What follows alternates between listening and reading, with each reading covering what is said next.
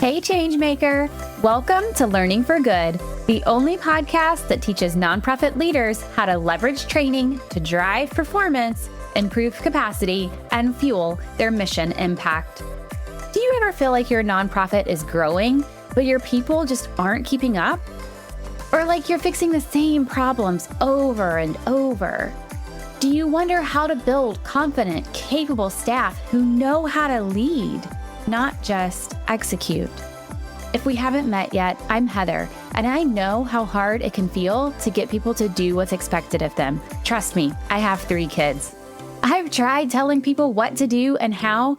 I've tried the traditional training approaches, and I realized that just doesn't work. And that's when I started researching what does work. Now, I help mission-driven leaders use learning to drive performance, build capacity, and make change that lasts. And I'm sharing it all on this podcast. So block your calendar, turn off your Teams or Slack chat, and let's dive in. It's Learning for Good. 150 episodes. I don't even know how this is possible. I never dreamed when I started this podcast that I'd be here. Since starting in 2022, I have grown this little podcast to a top 2.5% globally ranked podcast. I've made it on the top 100 nonprofit podcast list and the top 100 talent development podcast list. And it's all because of you. You show up each week and you listen to the newest episode. Maybe you go back and binge a few others. You leave reviews, which help us get found by other podcast listeners and help us land guests. And you share the podcast with other people. And it's because of you that I can continue to show up and that this podcast has grown so much. So today, for 150, I'm doing something a little different to celebrate. I've invited my friend and fellow nonprofit consultant and community builder, Tasha Van Vlack, to interview me. You'll get my story, my career journey, and what I see as the biggest opportunities for nonprofit learning and development. Let's dive in. It's Learning for Good.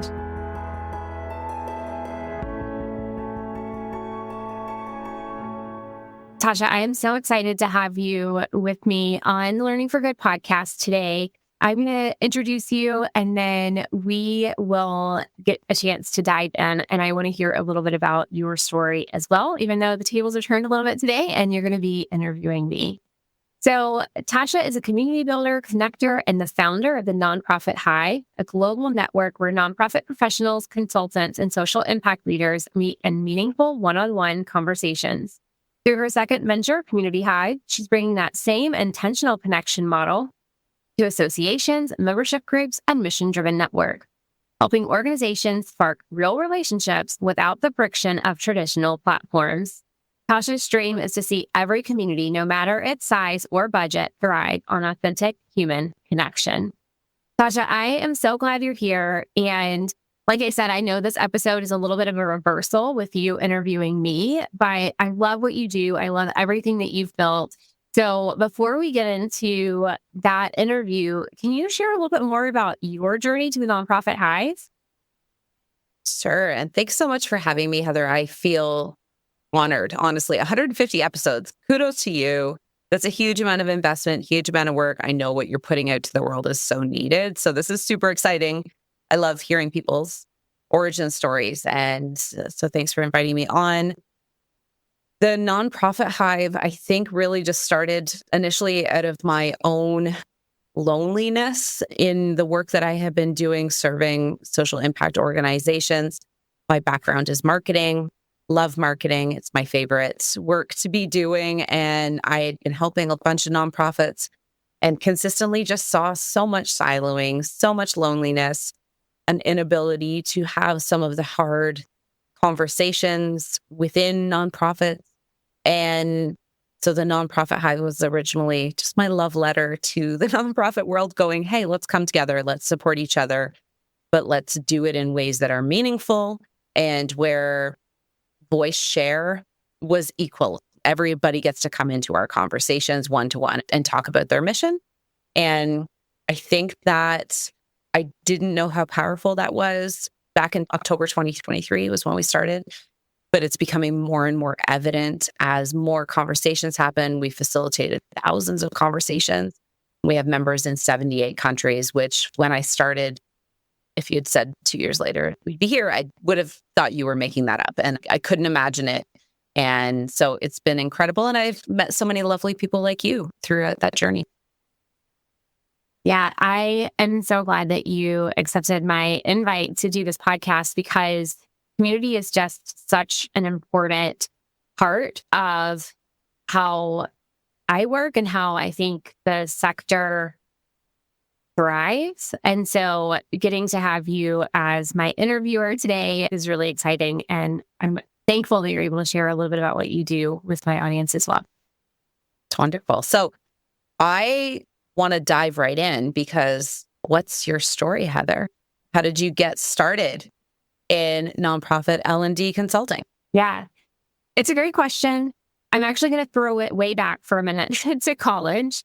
I really wasn't sure what I wanted to do for my career back then. And I changed my major 5 different times trying to figure it out. I finally landed on English because it was so open-ended. I felt like I could really do anything. And then I graduated and realized I still had no idea what I wanted to do or what my options were. Well, I did what any normal person would do. I went back to college and got my master's in English. I don't know. A professor actually asked me when I was getting my master's if I was going to go ahead and do my PhD in English as well. And I just laughed at him because I'm like, I didn't know what I wanted to do, but I knew what I didn't want to do. And that was teach, which joke's on me. Now I create training. But fast forward, I got my master's degree. I got a job as an assistant editor in a curriculum department for a government contractor. And I was editing training for first responders. So police, fire, paramedics, that kind of thing. And I'm sitting there in my early 20s thinking I'm going to make a career out of editing in a small town in Alabama. We weren't remote back then, right? And then someone in leadership there asked for volunteers from the larger curriculum department that I was a part of to learn more about instructional design and adult learning theory. And they were really looking for people just to help make sure their training was following best practices. And again, I'm in my early 20s, maybe a little too eager. So I volunteered, and that started me on a path into adult learning. Now, I share that piece for a few reasons. One, my English degree, which seemed kind of useless at the time, taught me to read material, to think critically, to ask good questions, and then to summarize what I learned, right? Whether I was writing a paper or doing some kind of presentation, I was having to really think critically about whatever it was and then summarize that and present that in a way that was logical and orderly and would make sense to other people. And that really set me up for success in the field of L&D. So anyway, years after that, I'm in this assistant editor job. I transitioned into more of a training role there. I got married, moved to Chicago, and changed jobs a couple of times here, finally landing in nonprofit. Fast forward a bunch of years there, but finally landed in a nonprofit. I joined a national nonprofit, I think it was in 2012, and began designing training for the local chapters, the staff of the local chapters that they would take. And this is really where I began learning more and more about organizational change and change management best practices. So this organization's national nonprofit in the US is federated. And so they really weren't able to create things in the national office and then roll them out and make it required. And everybody just participated because that's what they did. It really instead forced us to think differently about our work and really engage the people that we were trying to impact, because we couldn't just roll it out and say, hey, go take this course or go do this thing. And so I started doing more site visits as part of my work. I started doing more interviews, focus groups to really try to learn more about the people I was designing for and to bring them alongside our project teams to create some of that buy-in and make sure that whatever gets created really resonates and is relevant for them. And this was a pretty different approach to my work. Previously, I would say we would have conversations with subject matter experts or whatever as an instructional designer, but to actually be out in the field, to see people firsthand, to ask those questions firsthand, and to bring them in really to give them insight into that process, that was different. And so I really appreciate the time that I had there because it helped me think about my work differently and use different approaches than I would have anywhere else. I also fell in love with the nonprofit sector in that time. And so when I went out on my own and started my business in 2020, I knew I wanted to focus on the people side of things. That's what I love: instructional design, leadership competency models, leadership development programs, right? That's where I thrive. But I wasn't sure if I could niche into nonprofits and still survive as a business. So I just had a lot of questions about, would there be enough nonprofits to really sustain a business, or that many nonprofits training people? And would they invest time and resources into creating training?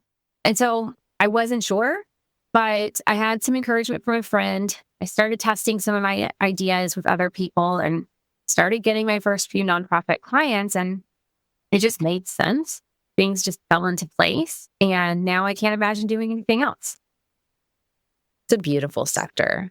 I always think that the best people are here, and I love the journey. Listening to it is super fun because I love hearing everyone comes into nonprofit from a different angle. Absolutely. The stories I've gathered for people's whys for the sector range from someone trying to pay off parking tickets to someone being born into families who always served. So the range is really wide. Yeah. I'd really just for a moment too, love to reflect on some of what you said there, that so much of learning is not a top-down model. It's not what at the leadership level everyone thinks people need to learn. I love how you took it back to that, like, foundational, what are the people themselves saying they need to learn, and bringing that back in, because I don't see that reflected everywhere. And it makes the learning so much more important and meaningful, I think, to those who take the learning when they see themselves reflected in it. Yeah, absolutely. And it's hard to create behavior change, which is what we're really all after, if the learning experience isn't meaningful to the individual. Absolutely. So you talk a lot about this action of learning into action, moving it into action. What does that look like in reality? Yeah. So to me, I create training, right? But training isn't the goal. Change is. So I'm always hunting for the change. I always look for the organizational change that's driving the project, and I try to incorporate as many change management principles as I can. But I also know at the end of the day, we're training individuals who have their own agendas, their own needs, their own experiences, perspectives, right? So it's both organizational and individual change. So I started doing a lot of research on behavior change principles, and now I'm able to incorporate that into my approach as well. I'm really just trying to figure out, I want to uncover as much about the audience as I can. I want to understand what they are thinking, or what they will be thinking when they're faced with this particular change that we're trying to create. I want to know what will motivate them to make that change. And I want to understand in what's the context they're going to make that change in. So what is the change? How does it happen? What prompts them to change? Who is involved besides them? What's their environment like? I want to understand all of those pieces, because that's really how you create change, right? It has to be something that is relevant to them and that will prompt them and motivate them to make that change and then sustain that change. And so when I'm designing training, I'm trying to tap into all of those things. And then I'm often also creating other resources or recommending other solutions that will then wrap around that training to support that change. So it's not this kind of one-time event, it's a process. And that process results in change and turns that learning into action. And that's when the results start to show up.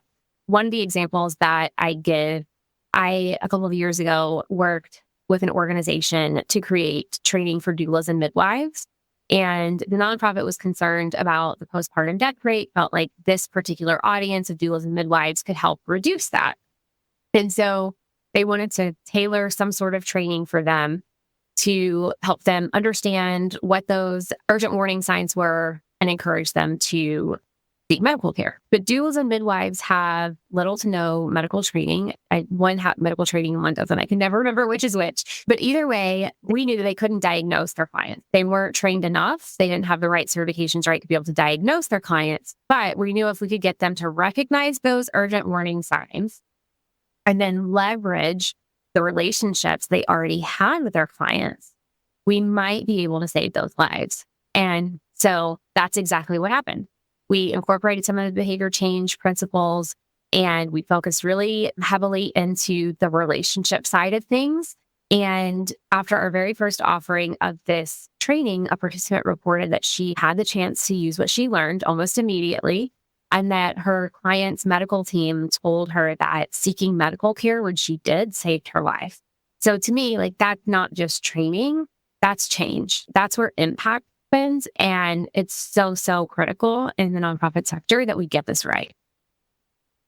Such a beautiful story, Heather. I love that. Had midwives with all my kids, and I would absolutely say was a life-changing experience in terms of empowerment. And that's sometimes we often forget too, is that learning and training can be a space to find more that power and influence, which I know it will go into that more in the future. But I think change management is so hard in nonprofits, but somehow couching it in training and the idea that there's like learning and development as part of change management almost makes it less scary, right? Because there's a process and there's a progress and you can see change in action. Versus so often when we hear the word change in nonprofit, everyone's backs get immediately up. We're exhausted, can't imagine more change when we're tired. I love that you're couching this into learning and development being a place for change. Yeah, it definitely is. I think if we in learning and development approach our work like little detectives and we're trying to find the change, uncover the organizational change, uncover the individual motivations for change, and really just marry those things with what we know about how people learn, that is where change happens. Beautiful. And a common mistake nonprofits making when they're like, let's come, training, staff development. What would you suggest to nonprofits who are looking to start making that change, things to potentially avoid or behaviors that you would suggest go in this direction?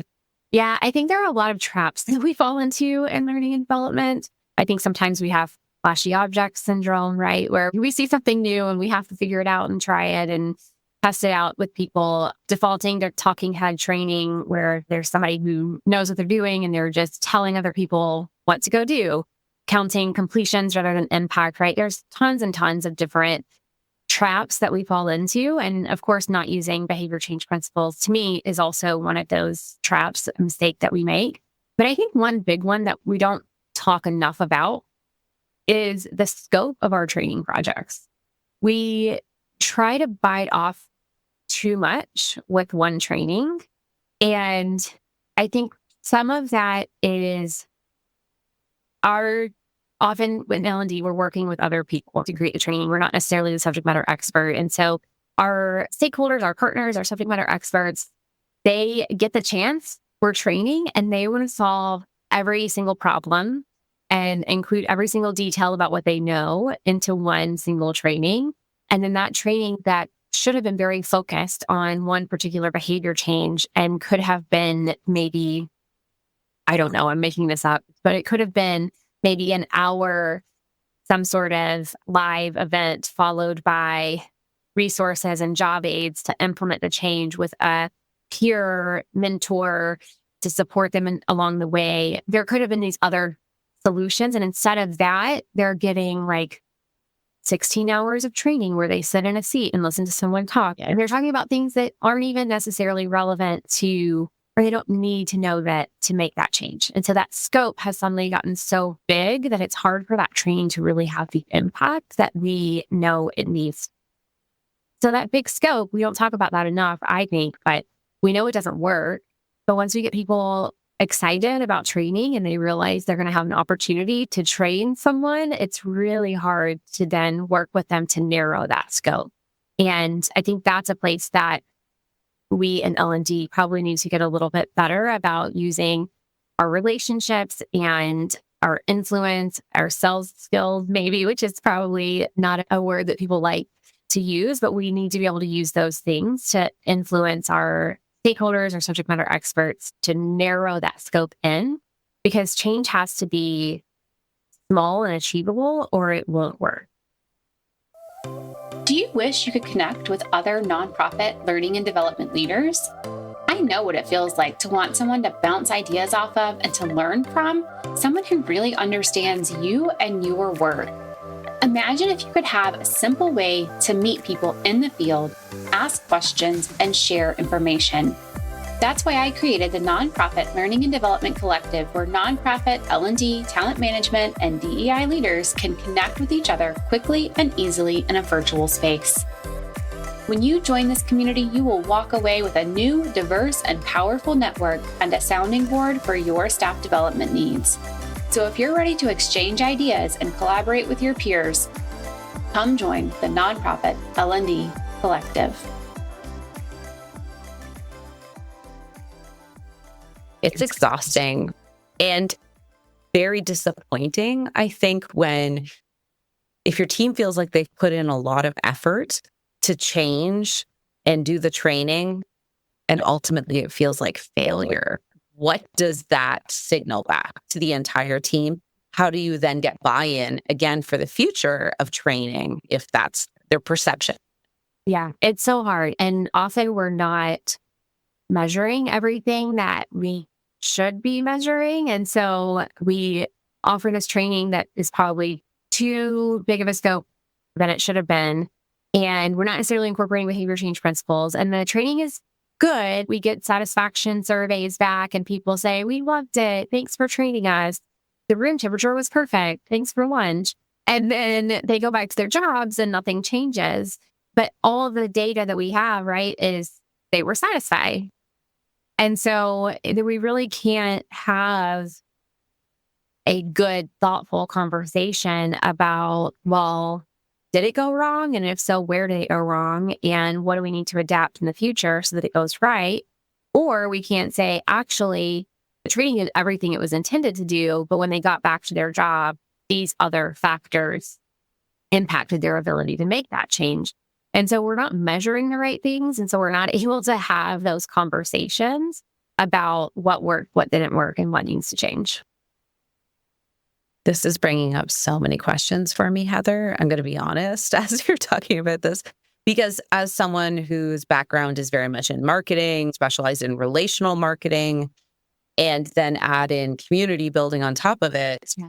What's so interesting is, similarly to yourself, we have that feedback form after a chat to go, how did it go? Who'd you talk to? Like that kind of, and it's great. We have so many people leaving lovely testimonials afterwards, but really impact occurs, true impact, true collaboration, the real output of a great match, let's say, or great training is months down the road. So what does that look like? Because I'm just actually looking at doing this myself for my community to go back to people, because anecdotally, I hear from people going, oh, it's been a conversation I started 18 months ago between two humans is resulting in a huge project that's international. I'm jazzed.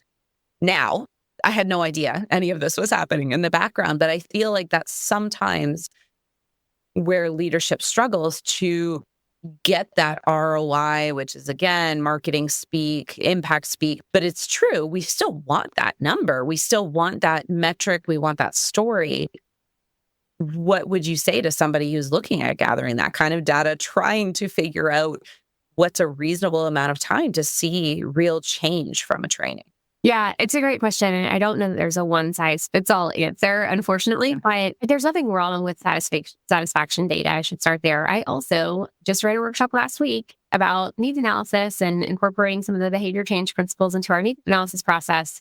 And I did a satisfaction survey after, because I think there is value in knowing whether you achieved your objectives and it hit the marks. But we can't stop there. I think that's the biggest thing, right? So in learning, sometimes we'll also do knowledge transfer surveys which is just a comparison of before this training, I could do XYZ. After this training, I can do XYZ. And so there's a scale there that you can see if that improved. It really only looks at knowledge transfer because they haven't had the opportunity to go back on the job and apply. But that's still more than satisfaction, right? The higher level than satisfaction to know that they actually are taking something away from the training. I think beyond that, when you get into actual behavior change and impact, it does take some time then to come back and look at different ways to measure that in the future, like the actual physical time has to pass. As far as how to do it, you can do surveys, self-reported surveys, where people say how their behavior has changed or what the impact has been. That is one way to do it. You do open it up a little bit to bias because it's self-reported, but it is data. And that combined with other things can be very telling. You could do for training anyway, I don't know how it would work for your matches, but you could do observations where you're seeing it in action. And so you're observing and learning whether they've made the change or not. One of the things that I've done is engage supervisors in some sort of observation checklist type of thing where they're providing feedback. You could do, depending on the skill set, 360 assessments to see how they have changed, how the behavior has changed. So there's different ways to do it. But to your point, there has to be some time that passes before you can go back and see that it worked. And I think in the nonprofit sector in particular, a lot of the larger, older organizations, at least in the US, I think a lot in Canada as well, are federated. And so there's not a direct reporting line between that national office that's creating training and other supports and the local chapters that are implementing. And so it just muddies it even a little bit more to be able to find those data points and gather that data and use it. It's so important. One of the things that I typically say when I'm doing a non-measurement conversation with someone is like, at the end of the day, we have to just be with the people. Like if we could just get with the people, we'll figure it out. So if we can do those site visits, we can do those interviews, if we can do focus groups, whatever we have to do to get with the people, they're going to give us clues. They're going to give us data. They're going to give us qualitative, right, insights to say, yes, this worked or no, this didn't work. And that in and of itself is a huge start. I love the moment when you marry qualitative and quantitative, because that's where the magic happens. And we often downplay anecdotal as somehow not being as good as something that's very data informed.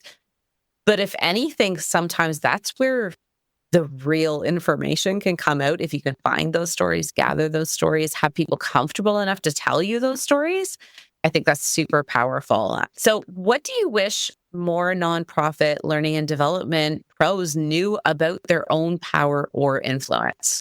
Yeah, I think it's that we can influence others. I think there's a lot of talk in learning and development about, are we a strategic partner? Are we there for the business? Do we have a seat at the table? Like there's all of these question marks. And I think we almost talk about it so much that we get ourselves unshifted from the table. And so I think just knowing and owning that we do have influence is part of it. We do obviously need to continuously refine our skills. We need to model that continuous learning and growth mindset. We need to surround ourselves with people who can support us and those kinds of things. And that's really why I host the Learning for Good podcast. And it's why I started the Nonprofit Learning and Development Collective. These are a couple of the ways that I'm giving back to the larger nonprofit L&D community. I think it's just, we have to own the fact that we have influence, and whether it's through learning or through community, like we have to break down barriers. And I think the more we can do that as a sector and break down barriers across organizations and give each other a glimpse of what other nonprofits are doing and build our competence and our confidence in those environments, and the more we do that, the more we'll be able to own our own power and our own influence. And then we can have these conversations. We can show up as strategic partners. We can influence those around us. We can push back when we need to. We can go get that data that we need to have conversations. And I think that we just have to own that we are strong, capable people and that we're making a difference in the lives of people that we train. And we can own that, then sky's the limit. We really are making such a difference for people. Peer-led learning is powerful. And I often think about the fact that we all need to have our own peer networks for learning. And it doesn't matter if you're someone whose job is learning and training, you also still need that network. And with how the influence of, I don't want to turn this into a conversation about AI because we're all exhausted about this in the nonprofit sector, but truly, how does that factor in? How are we using it capably? What are the concerns, ethics, all of those pieces? How does that come in to the current learning and development space in nonprofit? Those are conversations that need to be had with your peers because maybe someone's tried something out. What can you learn from them? What's applicable? And I always think that we all have our zone of genius. Yeah. And I love when people step into that and go, I really know this space. And if I don't know it, I'm out there looking and I'm curious and I keep continuing to learn. So I love what you're building. Having a collaborative for people in this space is so necessary. Yeah, thank you. Yeah, AI as an example is a topic that comes up, I would say, at least every other networking event that we offer, because it is such a hot topic right now. And so people have been learning from each other in this group about that in particular. And to the point that I opened up a partner program for the collective recently, and I sought out someone with a background in both AI and learning and invited her to join as a partner. So now, taking this one example, right, this one topic that we all want to talk about, and now it's coming up organically, and we have someone who has some expertise in that area, and we have all of these different nonprofits at the table who are trying different things or navigating different situations with AI. And so it just really becomes this beautiful conversation that can totally change the way the sector approaches AI. Because really, learning and development, we have the opportunity to build people's skills around it. We have the opportunity to use it and leverage it ourselves. And I think there's just so much opportunity there. And now the collective gets to be a place where people can explore that. And I think that's the case for a lot of different subjects, not just AI. Like learning management systems are constantly coming up. What are you doing with your kind of inclusion and ability work? That comes up quite a bit. So it's just all of these things that everybody's thinking about, everybody's trying to navigate. And then here's a space where you can come together and you can see what other people are doing and learn from them. I'm a super fan of anything that involves community. So kudos. Fantastic. I love it. That's great. Anything else that, on this journey that you would go, I don't know, do you have a tagline quote that you frequently say to people in learning and development? Because I always find those are so telling when coming from somebody who is absolutely an expert in the field. Oh, goodness. I don't know that I have a tagline quote. One of the things that I think, though, that drives me and the decisions that I make as a business owner, my goal is to help people do the most good in a way that feels good. And I think we do that when we feel competent. So it's important to build the skills. I think we do that when we feel confident. And I think we do it in community. I think that if you look at any sort of behavior change model, any sort of human brain, anything, right? The social connection piece is essential. And I've been able to bring in all of those components so that the people in this world who are doing good can do it in a way that feels good. And that's so important because if we don't, we'll burn out or we won't be able to operate at quote unquote 100%, right? There will always be room for growth. I'm a big believer on growth mindset. And so providing the learning experiences, providing the community, providing resources to help people continuously learn. That's what helps us continue to do good. This has been so much fun. I feel like I have to actually go away from this with a whole bunch of thoughts for myself. So selfishly, this has been very cool that you invited me to come on and listen to this. And I think you just hit the nail on the head, because learning can often feel like, when you even hear the word learning, training, I think for many of us, it elicits this higher education, research, this ethereal component that we're totally unsure what the payout is. But you've broken it down into no, this is how humans interact. This is how change management happens. This is how your nonprofit can move towards your future in a meaningful way that doesn't have to be complicated, but it does need to be thoughtful, right? It does need to be thoughtful, and it needs to really involve, this word stakeholders always drives me nuts, but sometimes it's relevant. But it's stakeholders at all levels, including within your own team, right? And yeah, I just love the work you're doing, Heather. It's always so delightful to talk to you. Oh, well, thank you, Tasha. And thank you for joining me on this little adventures, what's the word? I don't even know. We are reversing the script this week for 150th podcast. You're always out there asking others how they do things. And just, I'm so glad I got to share in a little bit of your brilliance in what is clearly your zone of genius. Oh, well, thank you, Tasha. And thank you for joining me. Thank you, friend, for joining me today for the 150th episode of Learning for Good. If you have not left a review, can I please ask that you leave a review for me? Just tell me what it is you like about this podcast, something that stood out to you, a takeaway that you had, a favorite guest. It doesn't matter. Just share it so we can learn and get better with this podcast, and so we can reach more people with this information. And remember, we are not training factories. We are change agents. So go be a catalyst for change. Hey friend, was this episode helpful for you? Did you like what you heard? Do you want more content like this? Here are 3 things you can do. Hit subscribe. Leave a review on Apple Podcasts or your podcast app of choice. Share this episode with a colleague. This means so much to me personally. I read every review, but it also helps me learn what content you like most so I can create more of what you want. All right, turn that Teams or Slack chat back on when you're ready, and I'll see you next time on Learning for Good.